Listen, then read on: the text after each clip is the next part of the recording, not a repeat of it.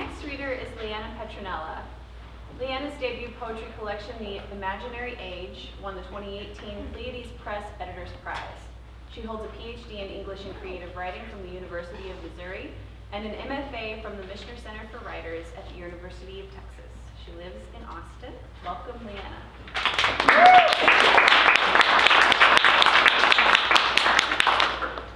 Thank you. Thank you for having me, Malvern. I feel like that last poem you read, Logan, is speaking to me with the situation I'm having at work, and I'm like, yes! So I needed that. Thank you. Let's see. I just have this to keep me honest about how long I'm going to read.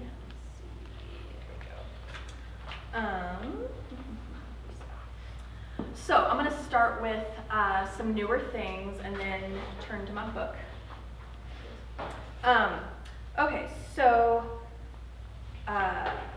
lately, as a poet, I've been kind of shifting topics and subject matter, and I've been thinking a lot about race and my own privilege and what I, as a white poet, can say about this.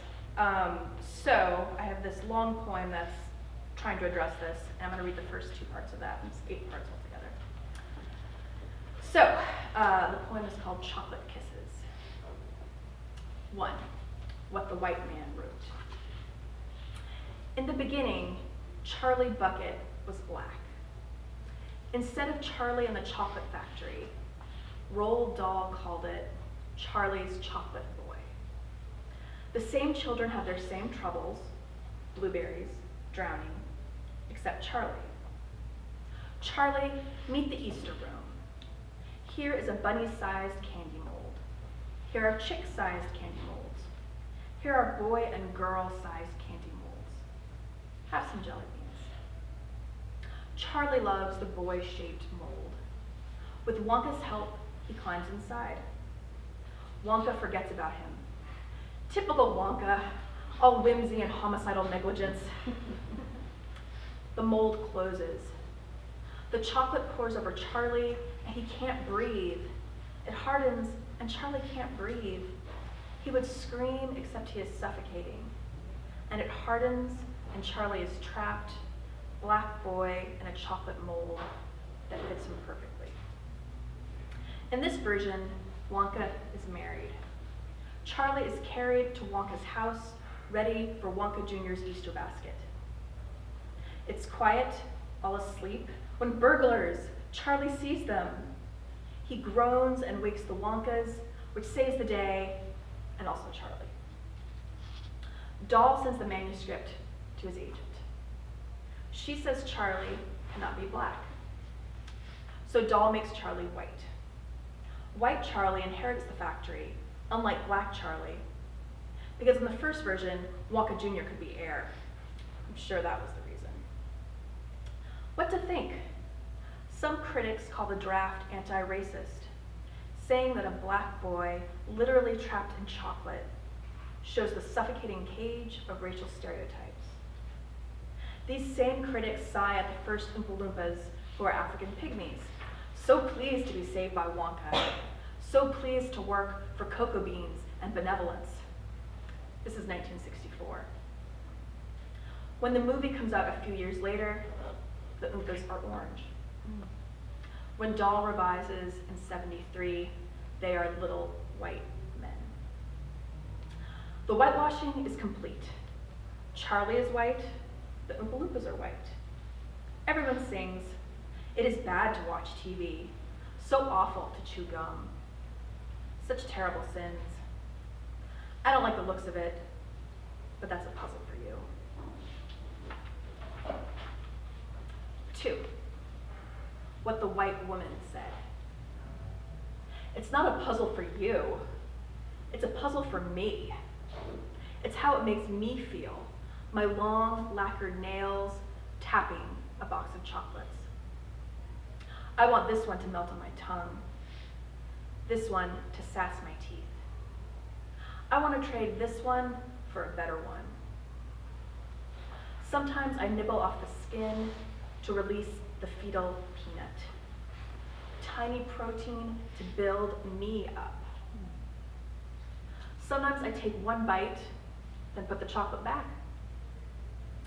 When you bleed against your wrappers, it leaves a bad taste in my mouth. I kept you all in my big gold heart for so long, and this is the thanks I get. So it goes on, and because people have asked me this before, this is in fact a true story about Charlie and the Chocolate Factory. So I didn't know that before. I did some research. Okay, so I'm going to switch gears now to some poems from my book. I had some marked. I feel like maybe I'm going to read ones that I never really read. Let's see. And I'm feeling kind of cranky, so maybe I'm going to read some cranky poems. Let's see. I think I'll start with one that I don't think I've ever read at a reading before. For fairy tale lovers. As you can maybe tell, I like retelling stories, and I'm really into fairy tales. So this is my take on Hansel and Gretel. It's called Daily Bread. This forest has been cut. Its blood sprinkles into pears, red eyes staining bushes. Hansel and Gretel trudge. Stepmother's stale slices are wrapped in tattered napkins. White skulls push up through the dirt, and of course they gleam like mushrooms. In other words, you siblings, to go home, use your crumbs. Follow the trail, live, sacrifice the bread. Their woodcutter and stepmother gone, the children wander thinking. The witch is getting ready. She's chopped down bread, now sands off crusts, is buttering the walls. She toasts them with a cigarette, hangs up her gumdrop lanterns. Could any house be sweeter? The witch laughs, then fills up every crack. Honey, jam, saliva, dries it all with panting. Dropping crumbs doesn't work, so the children take to biting. Look, the doorknob's spurting caramel. Even the bird shit's done in frosting. Their milk teeth rip through walls. A first smile breaks into her house, and the witch is cackling. She will kill these children with her crumbs. She will change their sucking bodies into burning presents for herself. The way I read this story, a woman haunts the first home. She is insanity. She wants him, her calm man who abandons, who never notices her name, but thinks it feminine, soft syllables. The second home is haunted, a second starving woman. The children going back and forth are always wrongly fed. They trust women with their crumbs on hooks. These mad girls want them dead. Let's see.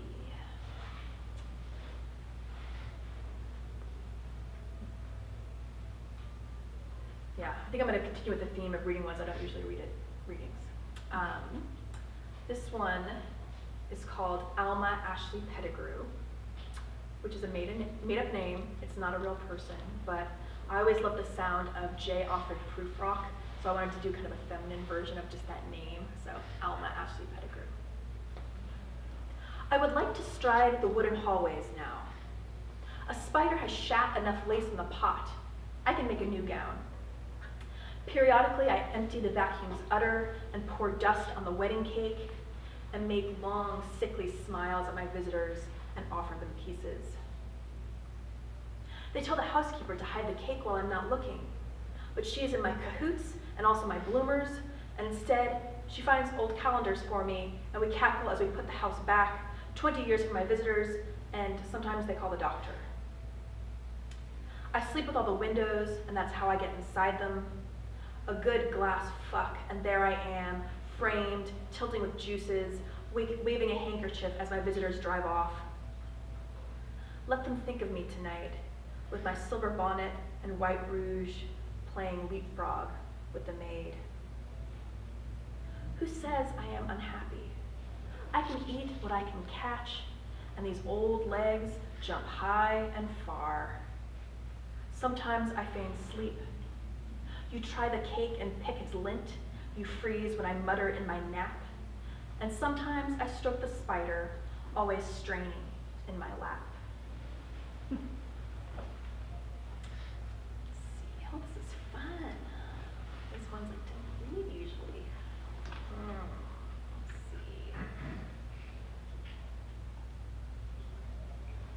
Oh, this one's kind of rough.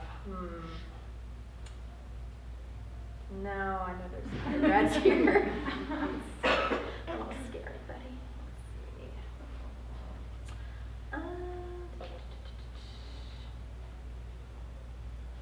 I think I tend to be reading my more rhymey ones today, so I think maybe I'll read another one of those. This one is called Like Love. You put your fingers in me like I was a vending machine. Like you could pull down a bag of chips if you kept rooting around, and the old corn powder and the spiders growing sick on sweet reds. I shook like I was trying to help you, like I was full of trash. Your quarters were like the silver excrement of cash that you doled out in restaurants on girls not like me. I guess it's like this. My heart falls like a gumball, and my body's too clear. Your mouth opens below me to catch up my heart, to chew it up slowly. I swell pink from your lips, I shuddering break. Is this like love I like to make?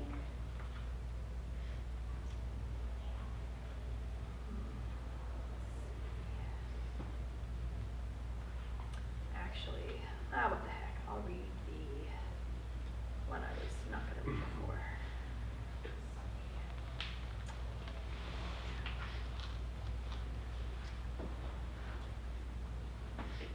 Yeah, why not?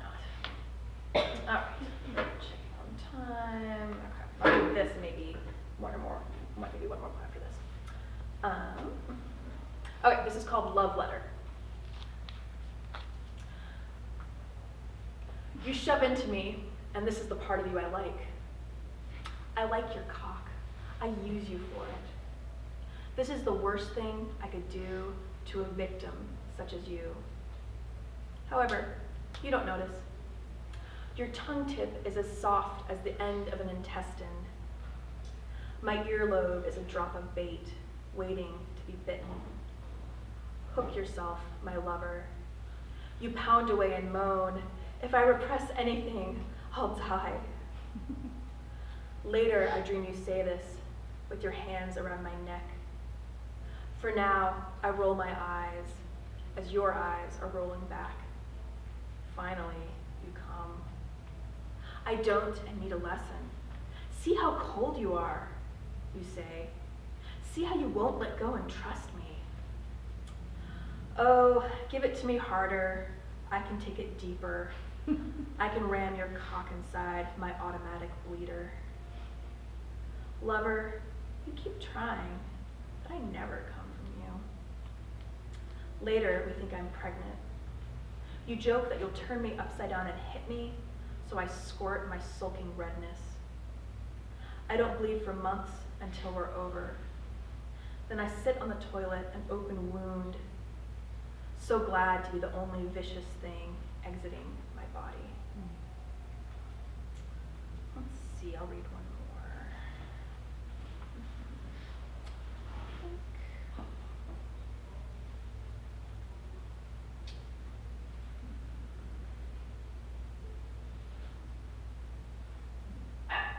Well, this one I wrote when I was at the Michener Center, and it was for two very dear friends of mine. And living in Austin again just fills me with all those wonderful memories. So I think I'll end with a poem about friendship. It's called My Girlfriends, We Are 27. What a staring life. Honey food in rings, honey rings with fruit discs, honey rings without planets, trash of milk and honey in a yellow gold bee box for my stomach of cows. Good morning. I read pages stained with broken tiger fingers from an aluminum bag, and I think of my friends. Oh bride, grass blades lit with fireflies are the candles on your wedding cake. You are iron curlicues on a headboard, breaking heads with calligraphy. My other friend with her red peeled self, who coaxes the soul out like a splinter. You are a dove in a cat's mouth, angel of a girl on her back, killed angel stuffed in a pillow. And my friends, for now we live in this state of Texas and its lone star, 5 metal directions reined in and collapsed in a field of bluebonnets. Thank you.